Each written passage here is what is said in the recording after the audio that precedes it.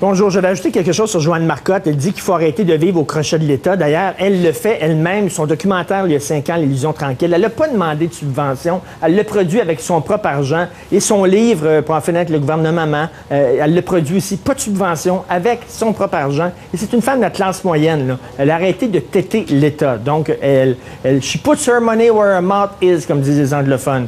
Éric Duhem, bonjour. Tantôt, la langue me fourchait. J'ai dit, on va parler de François Bonnardel qui présente ses excuses aux Inuits. En fait, il refuse de présenter ses excuses. Mais j'espère qu'il refuse. Bon, mets ça en contexte, cette histoire. Bon, ce qui s'est passé, c'est que l'ADQ dénonce depuis quelques jours de l'argent qui aurait été donné par Hydro-Québec sur la Côte-Nord aux Autochtones, qui a été distribué directement aux individus. Les Inuits ont reçu ces derniers jours, ces dernières semaines, des chèques de 3 000 $ chacun. En tout, ils vont en recevoir peut-être même un autre. Et là, tout ça parce que Hydro-Québec, évidemment, c'est dans le cadre du projet de la Romaine, ils ont dédommagé les Autochtones pour faire ça. Et là, l'ADQ questionne, est-ce que c'est la meilleure façon de faire d'aider la communauté autochtone que de donner directement de l'argent aux gens, alors qu'on sait, Hydro-Québec elle-même, dans ses rapports, le dénote, qu'il y a des problèmes de toxicomanie, il y a des problèmes d'alcoolisme sur cette réserve-là graves, même chez les enfants. Et là, est-ce que c'est la meilleure façon d'aider à long terme cette communauté-là? Éric Duhem, l'ADQ, ce qu'ils voulaient, c'est justement, dans leur programme, il me semble, il y a une couple d'années, ils voulaient que le gouvernement donne de l'argent aux parents, puis les parents, eux autres, allaient s'organiser avec cet argent-là pour savoir où c'est qu'ils placent leurs enfants. Ouais, mais là, c'est pas de l'argent pour placer les enfants, là. Non, mais ils disaient, les gens sont responsables de faire leur choix. Oui, alors, pourquoi ce ne serait pas la même chose pour les Inuits? Parce que là, on a un problème particulier. Il y a des problématiques très, très concrètes sur cette réserve-là.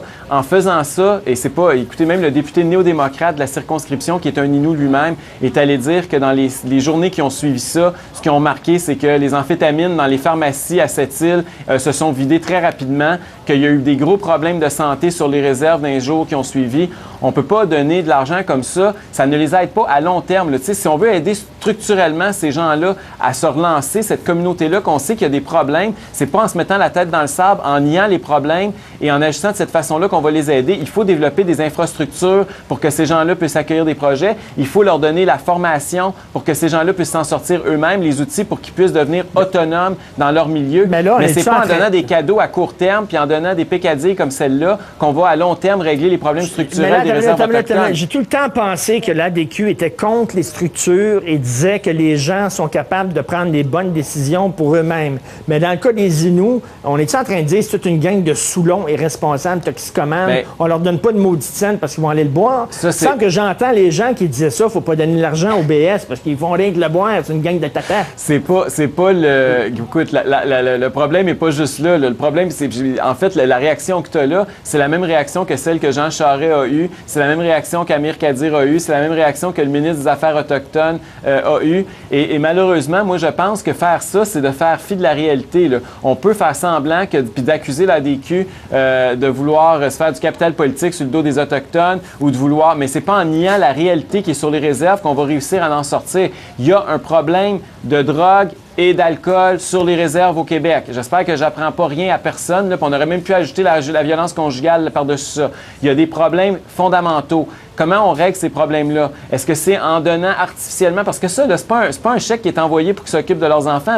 C'est un chèque à tout le monde, aléatoirement, juste parce que Hydro-Québec a signé un deal avec la communauté, puis on donne l'argent directement aux gens. Et c'est à court terme. C'est juste un one-shot deal. Là. Ils vont le recevoir une fois, puis ils n'en recevront plus jamais. Fait que là, les gens, ils reçoivent un gros montant d'argent d'une shot, parce que pour eux, ça représente une somme importante. Puis là, tout le monde part, c'est le party pendant une couple de jours, ça réserve, avec tous les problèmes que ça occasionne. Et écoutez, on peut avoir la position que tu as, on peut avoir la position que l'ADQ défend ces jours-ci, mais il y a une chose qu'il faut arrêter. Il faut arrêter de jouer à la langue de bois, il faut arrêter d'avoir la rectitude politique au plafond, comme le Parti libéral l'a démontré ces derniers jours. Là. Je m'excuse, mais il y a des problèmes, il faut en parler. Non, mais je comprends, mais d'un côté, on dit la base de notre idéologie, c'est la responsabilité individuelle, mais pas pour eux autres. Bien, en fait, c'est pas une question de responsabilité individuelle. Un chèque qui arrive artificiellement parce que tu habites un territoire qui te reçoit 3 000 $, c'est pas pour te prendre en main. Au contraire, c'est pour que tu te fermes la gueule et tu laisses passer les projets d'Hydro-Québec. C'est pas une question de responsabilité, c'est une question d'essayer de bâillonner ce monde-là. Puis, ce qui est grave, c'est qu'on dit que ça alimente les préjugés. L'accusation que l'ADQ se fait porter, c'est de dire qu'ils alimentent les préjugés. Mais je veux dire, tous les rapports à ce moment-là, les faits alimentent les préjugés parce qu'à partir du moment où on constate qu'il y a un problème, est-ce que c'est alimenter des préjugés que de le souligner et d'en parler? Moi, je pense que la première, tu sais, quand quelqu'un a un problème, la première solution, là, c'est de commencer à en parler pour essayer de trouver justement les solutions durables à long terme. C'est pas en niant la réalité qu'ils vont avancer. Et aujourd'hui et hier, malheureusement, il y a un chef Inou, Jean-Charles Piétache, qui est à Québec et qui, là, lui, joue le jeu de la politicaillerie et essaye d'exiger des excuses de l'ADQ plutôt que de travailler pour sa communauté à régler des problèmes structurels puis des problèmes fondamentaux. C'est un peu pitoyable. Puis j'espère qu'au Québec, la langue de bois, on est capable de la mettre au vestiaire puis de se regarder en pleine face puis de régler les vrais problèmes. Puis dans ce qui se passe dans les réserves autochtones, c'est pas Jojo, c'est pas Rose, puis c'est pas vrai que tout va très bien. Puis c'est pas en niant la réalité qu'on va pouvoir un jour la régler. Et qu'est-ce qui se passe dans le cours de Québec solidaire? Ah, Québec solidaire. Ça, c'est un autre dossier. Écoute, ce matin, j'étais content de lire. Il y a un journal étudiant qui est sur Internet qui s'appelle Le Prince Arthur, qui est très intéressant, qui a un journaliste étudiant qui a découvert que la CSN a prêté ses locaux le 4 octobre dernier à Québec solidaire pour un rassemblement partisan. Et là, le DGE vient de reconnaître que ça viole la loi électorale et la CSN est passible d'une amende pouvant aller jusqu'à 10 000 Bon, c'est pas la première fois que la CSN démontre des grandes sympathies pour Québec solidaire, mais là, de se faire prendre la main dans le sac en faisant du financement illégal, c'est assez ironique. Surtout quand on sait comment Amir Kadir, ces derniers mois, a attaqué les libéraux parce que les entreprises contribuaient à sa caisse. Mais je m'excuse, mais un syndicat qui contribue à une caisse, que ce soit direct ou indirect par des locaux ou par de l'argent, c'est pas plus acceptable. Fait que quand on essaie de jouer à Monsieur Net puis plus blanc que blanc, quand il y a des tâches qui apparaissent et qu'on se fait éclabousser par le directeur des élections, ça paraît encore plus. Ça surprendrait personne que les syndicats et Québec solidaire sont proches. Ça surprend pas. OK, mais dans des groupes, je sais pas, des partis un peu plus à droite, là, ils ont des liens aussi avec le Conseil du patronat. Oui, mais si le Conseil du patronat leur prête leurs locaux puis leur permet de faire des appels là, puis leur permet de faire le rassemblement partisan dans les locaux du Conseil du patronat, ils vont être passibles des mêmes amendes. La loi s'applique pour tout le monde. Et ce qui est dérangeant là-dedans aussi, c'est que le monde qui donne, là, il y a des gens qui nous regardent, là, ils donnent 830 millions de dollars au Québec annuellement en cotisations syndicales obligatoires. Les syndicats se revirent d'abord. Ça, c'est supposé être fait pour défendre les travailleurs. Les syndicats se revirent d'abord puis utilisent cet argent-là pour faire avancer leur idéologie politique qui est souvent contraire à celle de leurs membres qui les payent.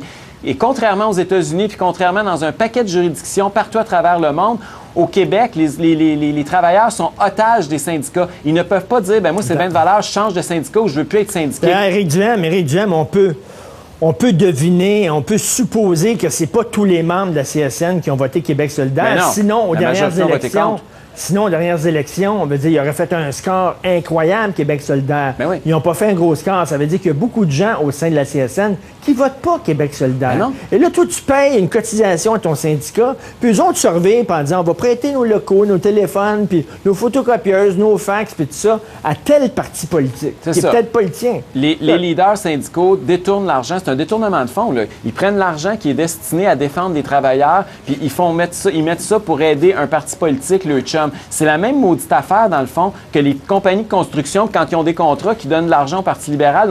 On accuse les libéraux de faire ça. Là. Puis ce matin, Québec solidaire, qui a des budgets beaucoup plus petits, à se pogner, elle aussi, la main dans le sac, mais d'une façon différente. Mais quant à moi, c'est tout aussi condamnable. Mais la gauche va dire, il n'y a aucun problème. Alors que si l'ADQ utilisait les locaux du Conseil du patronat, je peux te dire que là, il serait partout.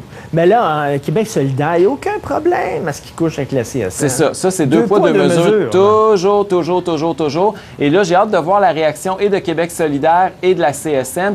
Mais c'est intéressant que ça soit un journal étudiant qui fasse les recherches. J'imagine que c'est parce que ils font partie des rares journalistes au Québec qui ne sont pas encore syndiqués. Et eux, ils peuvent se permettre de taper sa CSN parce qu'il y a ça aussi. Il y a un journal étudiant qui est critique envers Québec solidaire. Ah oui, mais écoutez, c'est un très bon... Oui, il y en a, puis je pense qu'il y en a de plus en plus parce que, écoute, la réalité démographique fait en sorte aussi que les jeunes vont être de moins en moins syndiqués. Hein? Ceux qui sont les travailleurs autonomes, ceux qui sont obligés de se trouver eux-mêmes leur job, qui se battent contre des syndicats qui mettent des barrières à l'entrée puis des clauses orphelins pour nuire aux plus jeunes travailleurs, pour protéger ceux et celles qui leur payent des cotisations depuis très longtemps. Ça existe au Québec. Le corporatisme syndical, présentement, il joue contre la jeunesse du Québec, puis il y a des jeunes qui commencent à se réveiller dans les universités. Et là, de voir que ça sort par là, c'est peut-être pas une surprise. J'ai l'impression que c'est de plus en plus vers là qu'on va pouvoir regarder les nouvelles antisyndicales parce que ça ne viendra pas des médias syndiqués. Quelques secondes, à peine une minute. Alors, la Ville de Montréal a dit on n'acceptera pas les cabanes, finalement, des indignés. Bon, Ils t'ont écouté. Ils ont Ils ramené t'ont le maire entendu. à l'ordre, ils ont ramené M. Bergeron à l'ordre, le chef de l'opposition. Et finalement, l'hôtel de ville a un peu de gros bon sens, une dose de gros bon sens qui a été adoptée à l'hôtel de ville. Finalement, ils vont pouvoir sortir les cabanes. Je pense que c'est une décision très sage. Elle arrive un peu tard, mais mieux vaut tard que jamais. On voit des images à l'écran. Est-ce qu'on veut vraiment que Montréal ressemble à ça? Je suis pas convaincu.